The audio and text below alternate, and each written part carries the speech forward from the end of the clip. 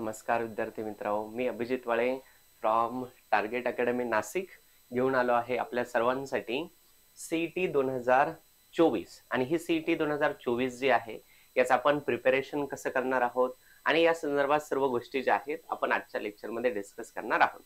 So आता almost सर्वांचा 12th स्टँडर्डच्या बोर्डच्या एक्झामची संपूर्ण तयारी झाली असेल.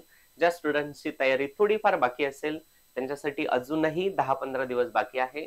होपफुली सर्वजण त्या 10-15 दिवसांचं व्यवस्थित टाइम नियोजन करून बोर्डच्या एक्झाम मध्ये भरपूर यश प्राप्त करतील आणि देन बोर्डच्या एक्झाम नंतर आपली जी सीईटीची एक्झाम जी होणार आहे 2024 ची, त्या एक्झामसाठी प्रिपरेशन कसं करायचं आहे एक्झॅक्टली आणि हे प्रिपरेशन करण्यासाठी टार्गेट अकॅडमी नाशिकलाच का सिलेक्ट करायचं आहे याबद्दल आपण डिस्कस करणार आहोत. हे डिस्कशन करण्याचं मेन कारण असं आहे की ह्या वर्षी जे आहे आपल्याला एंट्रन्स एक्झामसाठी खूप कमी टाइम भेटणार आहे. मग ह्या कमी टाइम मध्ये एक्झॅक्टली आपण आपल्या संपूर्ण सिलेबसचं नियोजन कसं करणार आहोत, या सर्वांमध्ये सीईटीचं इम्पॉर्टन्स काय असतो, आपल्या पूर्ण ह्या 11वी 12वी आणि एंट्रन्स एक्झाम या तिघांचं मिळून काय इम्पॉर्टन्स आहे, तुमच्या पुढच्या भविष्यासाठी करिअरसाठी ही सीईटीची एक्झाम जी आहे ही खूप इम्पॉर्टंट होणार आहे. आपण यामध्ये संपूर्ण गोष्टी ज्या आहे डिस्कस करणार आहोत आणि या सर्वांमध्ये मी माझा फिजिक्स सब्जेक्ट जो आहे फिजिक्सच्या पॉइंट ऑफ व्ह्यूने तुम्हाला एक्सप्लेन करणार आहे की आपण हे प्रिपरेशन जे आहे हे एक्झॅक्टली कसं करायला हवं, सो दॅट कमी दिवसांमध्ये आपण जास्तीत जास्त स्टडी करून जास्तीत जास्त मार्क्स मिळवण्याचा ट्राय करणार आहोत. आणि होपफुली जर आपण हे सर्व आपला एक प्रॉपर प्लॅन जर आपण फॉलो जर केला तर डेफिनेटली सर्वांना व्यवस्थित यश मिळणार आहे याची मला गॅरंटी आहे. सो आपण स्टार्ट करूया. आपण बघतो आहोत टार्गेट अकॅडमी नाशिक तर्फे सीईटी 2024. आता या पॉइंट पासून बघूयात की सीईटी जो आहे ह्या सीईटीचा एकूणच इम्पॉर्टन्स काय असतं हे आपण समजून घेऊयात आपल्या 3 स्टेप मध्ये. सो 10th स्टँडर्ड नंतर आपण 11th स्टँडर्डला आलो तर 11th स्टँडर्ड जो असतो आपला हा जो सायन्सचा जो 2 वर्षाचा कोर्स जो आहे यामध्ये 11th स्टँडर्ड असतो तुमचा बेस, देन 12th स्टँडर्ड जो असतो आणि देन यानंतर तुमची सीईटी किंवा कोणतीही एंट्रन्स एक्झाम जी असेल याचा इम्पॉर्टन्स जो आहे आपण समजून घेऊया. आता आजपर्यंत जो 11th स्टँडर्ड जो आहे तो तर कम्प्लीट झालेला आहे, विच मीन्स कोणतीही आपण एका अशा एक्झाम्पलने जर बघितलं की आपल्याला जर एखादी खूप मोठी बिल्डिंग जर बांधायची असेल तर जितकी मोठी बिल्डिंग असायला हवी तितकाच स्ट्रॉंग त्याचा बेस असायला हवा. विच मीन्स जर आता तुमचा एखाद्या बिल्डिंगचा बेस जितका स्ट्रॉंग असेल तितकीच त्यावरती तुम्ही मोठी बिल्डिंग बांधू शकता.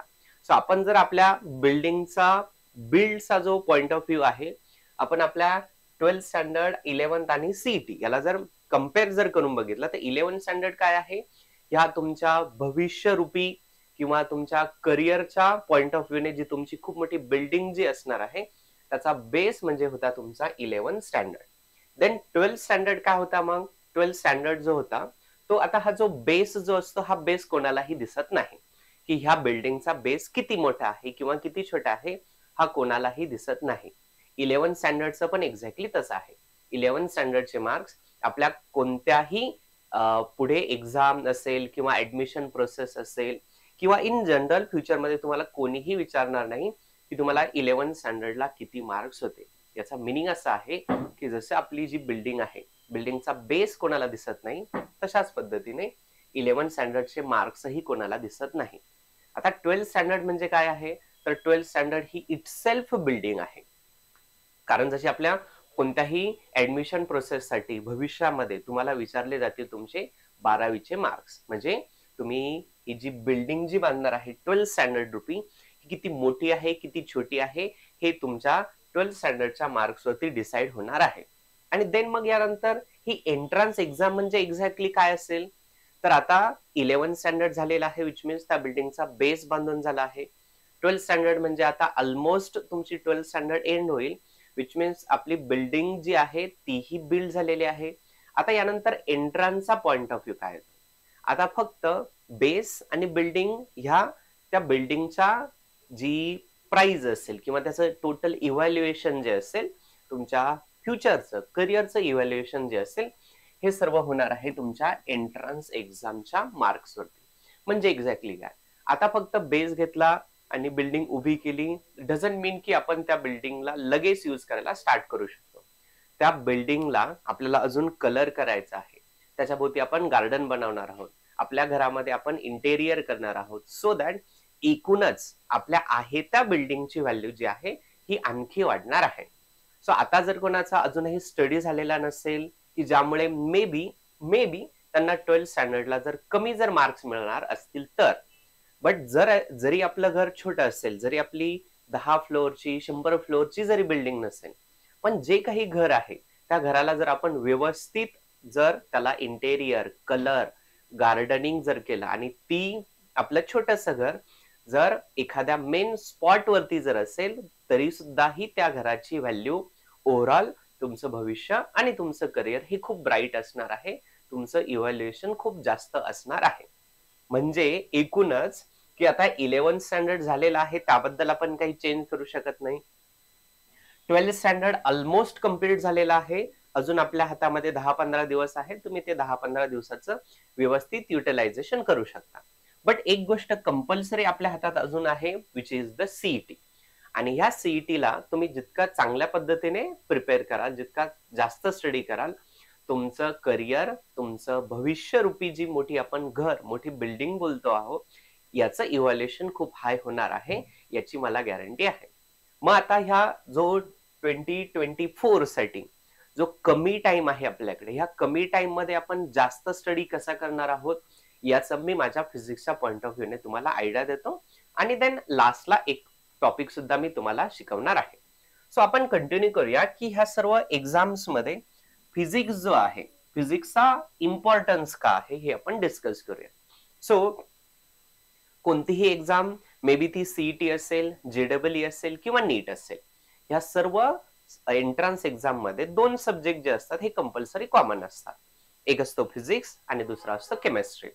आणि जर कोणाला मेडिकलला जर जायचं असेल तर त्यांचा बायोलॉजी खूप बेटर असतो, नो डाऊट. ज्यांना इंजिनिअरिंगला जायचं आहे त्यांचा मॅथमॅटिक्स खूप बेटर असतो, that is also no doubt. मग जर कोणी बायोलॉजी मेडिकलला जर जाणार असेल तर दिवस रात्र ते स्टडी करत असतात बायोलॉजीचा, मग सर्वांचा बायोलॉजी बेस्ट आहे. मग जो डिसाइडिंग फॅक्टर जो होणार आहे तुमच्या करिअरसाठी हे बनणार आहे फिजिक्स आणि केमिस्ट्री. कारण ज्यांना नीटला जायचं आहे त्यांचा बायोलॉजी सर्वांचा चांगला आहे, ज्यांना इंजिनिअरिंगला जायचं आहे त्या सर्वांचा मॅथमॅटिक्स कंपल्सरी चांगलाच आहे. सो बाकी राहिले 2 फिजिक्स आणि केमिस्ट्री. या दोघांमध्ये जर थोडंफार आपण कंपॅरिझन केलं किंवा तुम्ही तुमचे जे पास आउट झालेले स्टुडंट्स आहेत त्यांच्याकडनं जर थोडाफार गायडन्स जर घेतला, त्यांचा फीडबॅक जर घेतला, एकूणच आपल्याला असं लक्षात येईल की ह्या फिजिक्स आणि केमिस्ट्रीमध्ये केमिस्ट्री कंपॅरेटिव्हली इझी आहे, फिजिक्स जो आहे तो थोडा ऍप्लिकेशन बेसिस आहे आणि त्यामध्ये कॅल्क्युलेशन्स खूप असतात, ज्यामुळे फिजिक्स जो आहे आता आपला कंपॅरेटिव्हली डिफिकल्ट झालेला आहे. मग कोणताही स्टुडंट प्रिपरेशन करत असताना आधी करणार आहे स्टडी बायोलॉजीचा, बायोलॉजी नंतर तो सेकंड प्रेफरन्स करणार आहे ते केमिस्ट्रीचा, किंवा इंजिनिअरिंग वाले आधी मॅथमॅटिक्स आणि देन त्यानंतर ते प्रेफर करणार आहे केमिस्ट्रीला. या सर्वांमध्ये आता डिसाइडिंग फॅक्टर जो आहे तो बाकी राहिला आहे फिजिक्सचा, बिकॉज तो आता सर्वात डिफिकल्ट आहे. मग ह्या फिजिक्सचा स्टडी कसा करायचा आहे एक्झॅक्टली हे आपण आता जो आपला सीटी 2024 जो आहे, कमी दिवसांमध्ये मी एक्झॅक्टली फिजिक्सचं तुमच्याकडनं प्रिपरेशन किंवा आमच्या क्लासमध्ये इतरही सर्व सब्जेक्टचं प्रिपरेशन एक्झॅक्टली कसं केलं जातं हे आपण एका बेसिक कन्सेप्ट मध्ये समजून घेऊया. सो होपफुली हे लेक्चर बघण्याच्या वेळेस तुम्ही सर्वजण तुमचं 11th आणि 12th स्टँडर्डचे टेक्स्टबुक जर समोर जर ठेवले तर तुम्हाला आणखी चांगल्या पद्धतीने ते समजून येईल की हे सर्व प्रिपरेशन जे आहे मी एक्झॅक्टली कशा पद्धतीने करणार आहे. सो आता जर आपले 11-12 स्टँडर्डचे जर आपण लेसन जर बघितले तर 11वीला आपल्याला 14 चॅप्टर्स आहे, इथे लिहितो. सो आपल्याकडे 11वी जो आहे त्याला आहे 14 चॅप्टर, 12वी जो आहे त्याला आहे 16 चॅप्टर्स, टोटल आहे 30 लेसन्स, 30 चॅप्टर आहे. जर आपण एंट्रन्स एक्झाम जर देणार असेल तर त्यातही 11वीचे सर्वच्या सर्व 14 चॅप्टर्स डेफिनेटली नाहीये. बट अशा पद्धतीने आपल्याला स्टडी करायचं आहे हे समजून घ्या की आपण एक्झॅक्टली आपल्या एक्झामसाठी प्रिपरेशन जे आहे हे एक्झॅक्टली कसं करणार आहोत. सो आता जर तुमच्या समोर जर इंडेक्स जर असेल तर तुम्हाला आयडिया येईल किंवा जर तुम्ही 12th स्टँडर्ड पास आउट होणार असाल किंवा पास आउट ऑलरेडी तुमची एक्झाम झालेली असेल, तुमचा 11-12 चे ऍटलिस्ट लेसन सर्वांच्या लक्षात असतात. मग प्रिपरेशन आपण कसं करतो हे आपण बघूया. सो आपल्याला इथे 11th आणि इथे 12th स्टँडर्डचे काही लेसन्स लिहिल आणि त्यांचा स्टडी जो आहे आपण कशा ग्रुप्स मध्ये करणार आहोत आपण हे समजून घेऊया. सो आपल्याला 11th स्टँडर्डचा नंबर 3 आणि नंबर 4 लेसन जे आहे ते आहेत आपल्याकडे मोशन इन प्लेन आणि 4 नंबरचा लेसन आहे लॉज ऑफ मोशन. आता हे दोन लेसन जे आहे ऑफकोर्स मोशनशी रिलेटेड आहे, एवढी तर बेसिक आयडिया येते आपल्याला. आणि ऑल्सो 12th स्टँडर्डला आपल्याला पहिलाच नंबरचा लेसन आहे which is rotational dynamics. Rotational dynamics. So आपण हे 3 लेसन जे आहे ह्या 3 लेसनचा कंबाईन स्टडी करणार आहोत, विच मीन्स ज्यामध्ये मोशनच्या ज्या कन्सेप्ट ज्या आहे, जरी आपल्याकडे हे मोशन इन प्लेन असेल किंवा लॉज ऑफ मोशन किंवा रोटेशनल डायनॅमिक्स असेल, यामध्ये बेसिकली स्टडी जर आपण मोशनचाच जर करणार असेल तर त्यामध्ये आपण सगळीकडे डिस्प्लेसमेंट, वेलॉसिटी, ऍक्सेलरेशन ह्याच कन्सेप्ट लर्न करतो आहोत. मग लिनियर मोशन मध्ये वेलॉसिटी आणि सर्क्युलर मोशन मध्ये वेलॉसिटी, रोटेशनल मोशन मधली वेलॉसिटी आणि आणखी एक लेसन आहे आपल्याला ऑसिलेटरी मोशन किंवा ऑसिलेशन बोलूयात आपण त्याला. ऑसिलेटरी मोशन मधली वेलॉसिटी, डिस्प्लेसमेंट, ऍक्सेलरेशन, एम्प्लिट्यूड या सर्वांच्या मोशनचा जेव्हा आपण कंबाईनली जेव्हा स्टडी करतो, हे जरी आपल्याला 4 लेसन्स वाटत आहेत, बट ह्या सर्व 4ही लेसन्स आपण जेव्हा कंबाईन स्टडी करतो त्यावेळेस तो स्टडी जो आहे खूप इझी पद्धतीने आपल्याला लक्षात राहतो. कोणतीही गोष्ट जेव्हा आपण कम्पेअर करून लक्षात ठेवतो त्यावेळेस ती लवकर आणि जास्त इफेक्टिव्हली लक्षात राहते. याचबरोबर आपल्याला 11th आणि 12th स्टँडर्डला आणखी, ही तर फक्त मोशन बद्दल झालं, आपल्याला 11th स्टँडर्डला इलेक्ट्रोस्टॅटिक्स नावाचा एक लेसन आहे, 12th स्टँडर्डला सुद्धा इलेक्ट्रोस्टॅटिक्स नावाचा लेसन आहे. मग ह्या दोन्ही लेसनचा सुद्धा वन्स अगेन आपण कंबाईन स्टडी करणार आहोत. ऑल्सो आपल्याला 11th स्टँडर्डला मॅग्नेटिझम नावाचा एक लेसन आहे, 12th स्टँडर्डला आपल्याला मॅग्नेटिक मटेरियल नावाचा लेसन आहे. मॅग्नेटिक मटेरियल या 2 लेसनचा आपण कंबाईन स्टडी करणार आहोत. आणि देन इलेक्ट्रिक फील्ड आणि मॅग्नेटिक फील्ड ह्या दोघांचाही जेव्हा आपण कंबाईनली स्टडी करणार आहोत त्यावेळेस आपले हे 2 हे 4 लेसन, याचबरोबर 12th स्टँडर्डचा magnetic effect of electric current, आणखी एक लेसन इलेक्ट्रोमॅग्नेटिक इंडक्शन. जनरली ह्या सर्व 6-7 लेसन्स मध्ये आपण बेसिकली स्टडी करतो आहोत इलेक्ट्रिक फील्ड आणि मॅग्नेटिक फील्ड यांचाच. आणि आपल्याला तुम्हाला थोडीफार आयडिया आली असेल आता की इलेक्ट्रिक फील्ड आणि मॅग्नेटिक फील्ड एकमेकांची अॅनालॉगस आहे. मग आपण इलेक्ट्रिक फील्ड मधल्या सर्व कन्सेप्ट, मॅग्नेटिक फील्ड मधल्या सर्व कन्सेप्ट जेव्हा आपण कंपॅरेटिव्हली त्यांच्यामध्ये कंपॅरिझन करून स्टडी करणार आहोत, कमी वेळामध्ये आपला जास्त इफेक्टिव्ह स्टडी होणार आहे.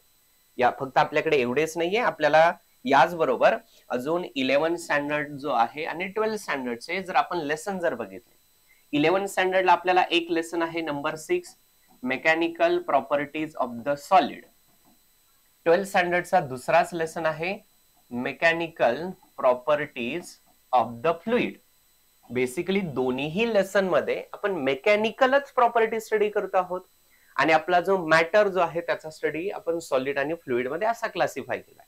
सो वन्स अगेन जेव्हा आपण ह्या मेकॅनिकल प्रॉपर्टी इन जनरल समजून घेऊन त्याचा जर कंपॅरेटिव्हली जर स्टडी जर केला तर तो कंपॅरेटिव्हली स्टडी पुन्हा एकदा एक्स्ट्रीमली इझी होणार आहे. आणि देन तो आपल्याला अप्लाय करण्यासाठी, ऍप्लिकेशन करण्यासाठी, लक्षात ठेवण्यासाठी आणि फायनली मार्क्स मिळवण्यासाठी कंपॅरिझन मधला स्टडी एक्स्ट्रीमली बेटर होणार आहे. फक्त एवढेच लेसन आहे का आपल्याकडे? नाही, आणखी खूप लेसन आहेत. आपल्याला 11th स्टँडर्डचा 7 नंबरचा लेसन आहे everyone, thermal properties of matter. Basically या सर्वांना समजतं यामध्ये थर्मल म्हणजे हीट एनर्जीचा आपण स्टडी करणार आहोत. आणि 12th स्टँडर्डला आपल्याला 3 नंबरचा लेसन आहे kinetic theories of gases and the radiation. आणि 4th नंबरचा लेसन आहे आपल्याकडे thermodynamics. So basically thermal properties of matter, kinetic theory of gases and radiation आणि थर्मोडायनॅमिक्स या 3ही लेसन मध्ये आपण हीट एनर्जीचा स्टडी करतो. सो पुन्हा एकदा यांना जेव्हा आपण कंपॅरिझन मध्ये बघणार आहोत आपला स्टडी एक्स्ट्रीमली इझी होणार आहे. अजूनही आपल्याकडे कंपॅरिझन मध्ये करण्यासाठी 11th स्टँडर्डचा आय थिंक 10 और 11 नंबरचा लेसन आहे electric current through conductors electric current आणि 12th स्टँडर्डचा करंट इलेक्ट्रिसिटी. पुन्हा एकदा ह्या दोघांमध्येही कंपॅरेटिव्हली स्टडी करणार आहोत की 11th स्टँडर्डला आपण ओहम्स लॉ यूज केला होता, 12th स्टँडर्डला किर्चॉफ्स लॉ यूज करणार आहोत.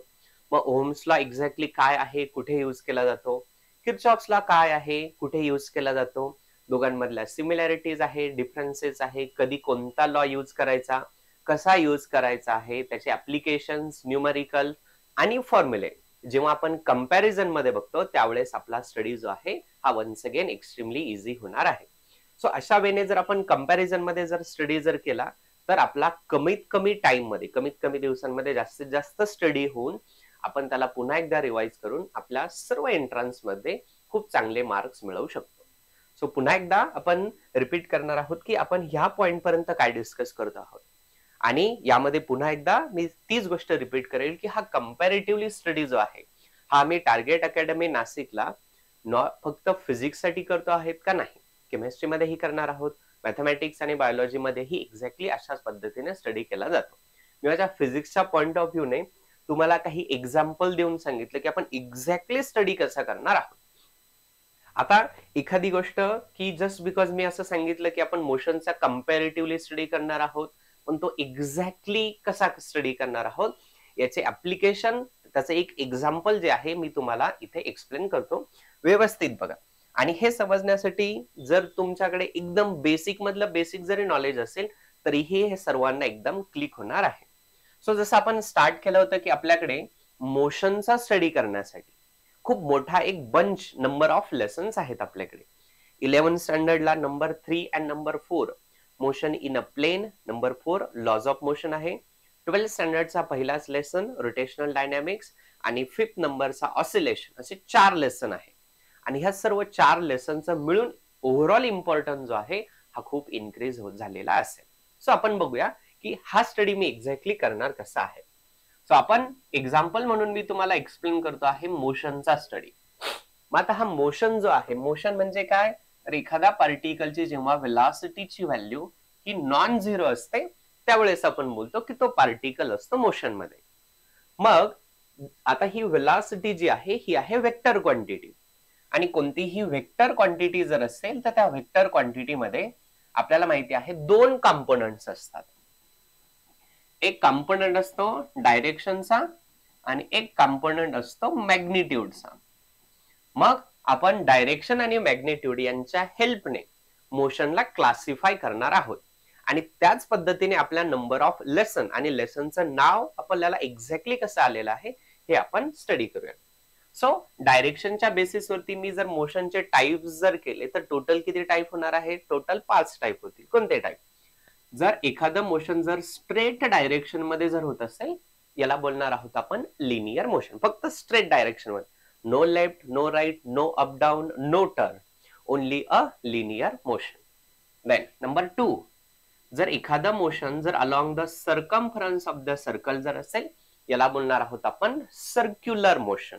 सर्क्युलर मोशन ही सर्वांना समजतंय, the motion along the circumference, सर्कलच्या आतमध्ये नको आहे, बाहेर नको आहे, फक्त सर्कम्फरन्स वरती, that is the circular motion.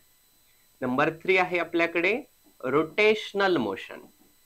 आता आपल्याकडे असलेला पार्टिकल तो एकाच जागी राहणार आहे बट तो कंटिन्युअसली रोटेट होणार आहे, just like the fan, just like the earth, just like the every star and planet, just like the vehicle चे जे टायर जे असतील त्यांच्यासारखं. Number 3 is the rotational motion. Number 4 आहे आपल्याकडे ऑसिलेटरी मोशन किंवा आपण ऑसिलेशन असं बोलूया. ऑसिलेशन हे सर्वांना माहिती आहे, टू अँड फ्रो टाइपचं किंवा व्हायब्रेटरी टाइपचं जे मोशन जे आहे अप अँड डाऊन याला बोलणार आहोत आपण ऑसिलेटरी मोशन, ऑसिलेशन. आणि असं मोशन की ज्यामध्ये त्याचं डायरेक्शनच फिक्स नाहीये अशा मोशनला बोलणार आहोत आपण रॅन्डम मोशन किंवा यालाच आपण इरेग्युलर मोशन असं सुद्धा बोलू शकतो. मग आता हे जे रॅन्डम इरेग्युलर जे आहे याचा आपण स्टडी करत नाही. आणखी एक्झाम्पल जर तुम्हाला दिले तर आपण जेव्हा साऊंडचा स्टडी करतो त्या साऊंड मध्ये आपण म्युझिकचा स्टडी करतो, साऊंडच्या प्रॉपर्टीज ज्यामध्ये म्युझिकल प्रॉपर्टीज आपण स्टडी करतो, बट नॉईजचा आपण स्टडी करत नाही. का नॉईजचा स्टडी करत नाही, बिकॉज तो इरेग्युलर आहे, रॅन्डम आहे, अनवॉन्टेड आहे अशा गोष्टींचा स्टडी केला जात नाही. सिमिलरली जसं आपल्या क्लासमध्ये किंवा इन जनरल आपल्या लाईफमध्ये जर किंवा क्लासचं एक्झाम्पल घेऊया, जर कोणी इररेग्युलर जर असेल, एखादा स्टुडंट इररेग्युलर असेल आणि तो कंटिन्युअसली जर नसेल तर त्याच्याकडे जास्त लक्ष दिलं जात नाही. पण जे रेग्युलर आहे, जे युनिफॉर्म आहेत, त्यांच्याकडे सर्वजण लक्ष देतात आणि ओव्हरऑल पुढे करिअरही तेच बिल्ड करणार आहात. सो आपण टाइप ऑफ मोशन बघितले on the basis of direction. आपल्याला माहिती आहे लिनियर मोशनचा स्टडी आपण 11th स्टँडर्डला केला होता. सर्क्युलर मोशनचं इंट्रोडक्शन 11th स्टँडर्डला लॉज ऑफ मोशन मध्ये आणि त्याचे ऍप्लिकेशन रोटेशनल डायनॅमिक्स मध्ये. रोटेशनल मोशन साठी सेपरेट रोटेशनल डायनॅमिक्सच आहे. Same goes with the oscillation. पण रॅन्डम मोशनचा आपण स्टडी केलेला नाही. पण आपल्याला एक्झाम्पल माहिती आहे. रॅन्डम मोशनचे example is the motion of the birds, motion of the aeroplane. Motion of the bird जर आपण घेतलं तर ते कंटिन्युअसली डायरेक्शन चेंज करत असतात. थोड्या टाइमसाठी ते एका पर्टिक्युलर डायरेक्शन मध्ये जातील, येस, बट ओव्हरऑल जर त्यांचं मोशन जर बघितलं इट इज रॅन्डम मोशन असणार आहे. हे झाले मोशनचे types on the basis of direction only. अजून आपल्याकडे मॅग्निट्यूड बाकी आहे. मग मॅग्निट्यूडच्या बेसिसवरती मोशनचे आपण 2 टाइप करणार आहोत. कोणते 2 टाइप?